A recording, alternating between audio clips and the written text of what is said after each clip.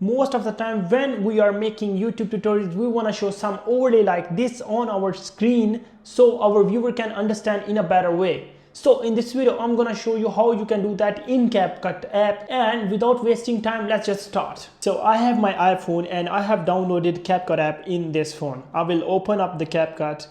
When I open up, what I'll need to do is I'll open up a new project. I need to find a video on which I can put an overlay. So for me, the video is gonna be because I was doing a tutorial before, I'll just follow that one. So this is the video which I have. As you can see in this video, I'm making a tutorial.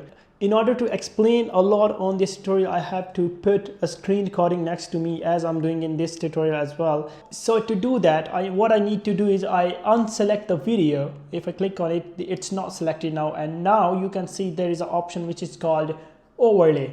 So I'm going to click on that, and when I click, there is add overlay option. I will click on that, and then after that, what I'll do is on this video I have some screen recording which is this. So I wanted to show the result, and then as you can see I can move that as well. So I wanted to show the result, like what is before and after in that tutorial, whatever I was doing. So in order to show that, I had to put that video next to me. So that's how I did it. And then if I just cut it here, I'm gonna cut it here so I can make this video shorter and it will not take more time to export.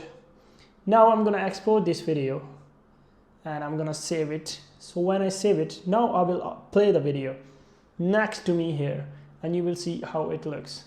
Okay, this is the video, and then if I play the video now, you see it's playing next to me.